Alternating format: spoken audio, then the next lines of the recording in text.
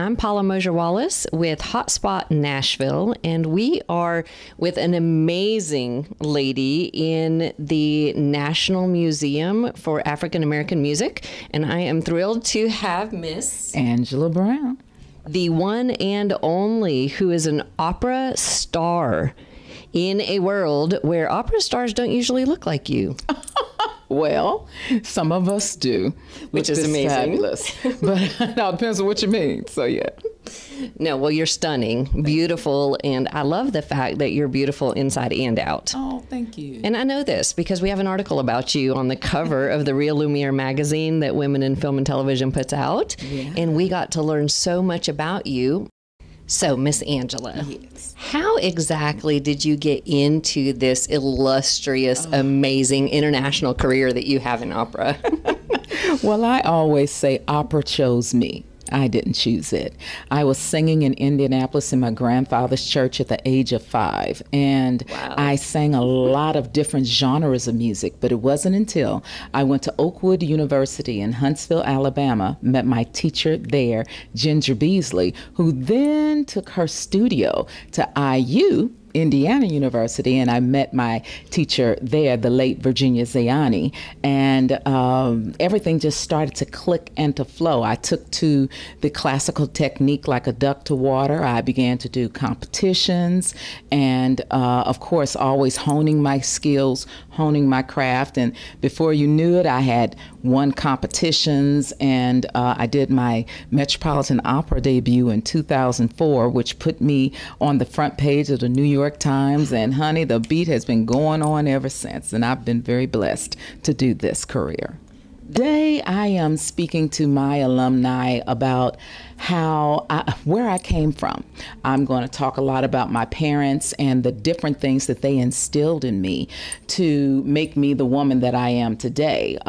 Things that may have held back someone else. My parents uplifted me and gave me the wherewithal and the tools to navigate through life in a very positive way. So I'm going to talk about that today.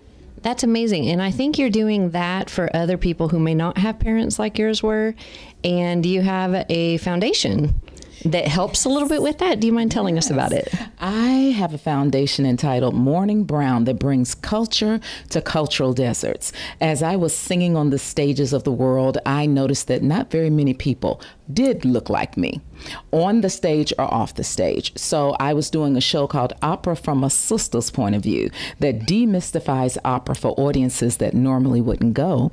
And so the foundation normally just organically came from that, so that I can continue to bring the good word about opera and that it's not that deep, and it is for everybody.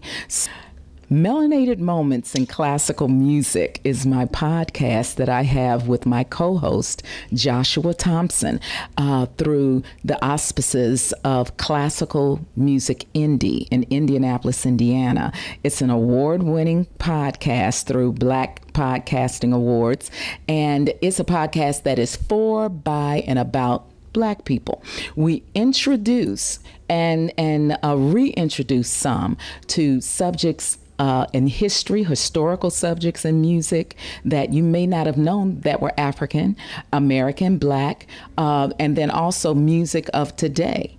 But that's all in the classical vein. So we have live interviews, historical subjects, and we're in our 6th season that you can catch this podcast, Melanated Moments in Classical Music, on any platform where you get your podcasts.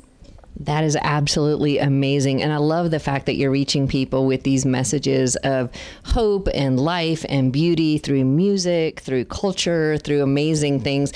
And I don't care. I don't have the same skin tone you do, but we both have beautiful hair. Oh, honey. Sometimes it's looking for the commonalities and the amazing things you bring. And I am so thrilled to have this chance to chat with you about that. Much. And thanks for taking the time before you're going out there to have to share this message and sharing it with us and our audience. That's awesome. Thank you for having me.